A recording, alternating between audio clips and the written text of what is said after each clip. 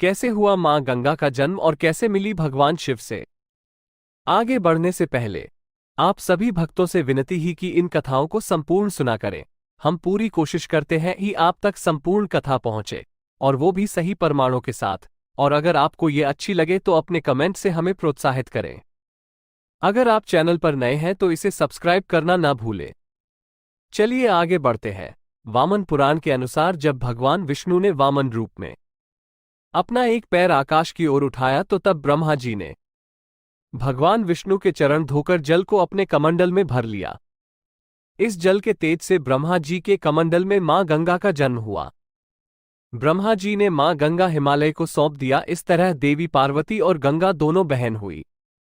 एक कथा यह भी है कि वामन के पैर के चोट से आकाश में छेद हो गया और 3 धारा फूट पड़ी। एक धारा पृथ्वी पर, एक स्वर्ग में और एक पाताल में चली गई और मां गंगा त्रिपथगा कहलाईं। शिव पुराण के अनुसार मां गंगा भी देवी पार्वती की तरह भगवान शिव को पति रूप में पाना चाहती थी। देवी पार्वती नहीं चाहती थी कि गंगा उनकी सौतन बने। फिर भी मां गंगा ने भगवान शिव की घोर तपस्या की। इनकी तपस्या से प्रसन्न होकर भगवान शिव ने इन्हें अपने साथ रखने का वरदान दे दिया। इसी वरदान के कारण जब गंगा धरती पर अपने पूरे वेग के साथ उतरी तो जल प्रलय से धरती को बचाने के लिए भगवान शिव ने उन्हें अपनी जटाओं में लपेट लेते हैं।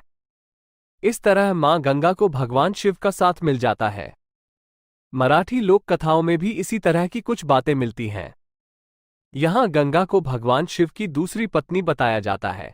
मां पार्वती गंगा को परेशान करती है, जिसकी शिकायत गंगा भगवान शिव से करती हैं।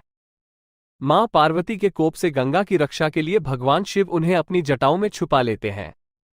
मां गंगा के जन्म और नदी रूप में प्रकट होने की जिस तरह अनेकों कहानियां हैं, उसी प्रकार इनके मानव रूप में प्रेम की भी कई कथाएं हैं। ब्रह्मा जी के शाप के कारण मां गंगा नदी रूप में धरती पर आईं, और दूसरी ओर महाभिष को हस्तिनापुर के राजा शांतनु के रूप में जन्म लेना पड़ा। एक बार शिकार खेलते हुए शांतनु जब गंगा तट पर पहुंचे तो मां गंगा मानवी रूप धारण कर शांतनु के पास आईं और दोनों में प्रेम हो गया। शांतनु और गंगा की 8 संतानें हुई, जिनमें 7 को गंगा ने अपने हाथों से जल समाधि दे दी और 8वीं संतान के रूप में देवव्रत भीष्म का जन्म हुआ। लेकिन देवव्रत को गंगा जल समाधि नहीं दे पाईं। कहते हैं कि गंगा के 8 संतान वसु थे, जिन्हें शाप मुक्त करने के लिए गंगा उन्हें जल समाधि दे रही थी। लेकिन 8वीं संतान को शाप मुक्त कराने में गंगा असफल रही, जो आगे चलकर भीष्म कहलाए। दोस्तों, आपको ये कहानी कैसी लगी? आप अपने कमेंट्स के द्वारा हमें अवश्य बताएं। ये स्टोरी पसंद आने पर लाइक और शेयर करें। ऐसी ही और कहानियों के लिए हमें सब्सक्राइब कर लें। धन्यवाद।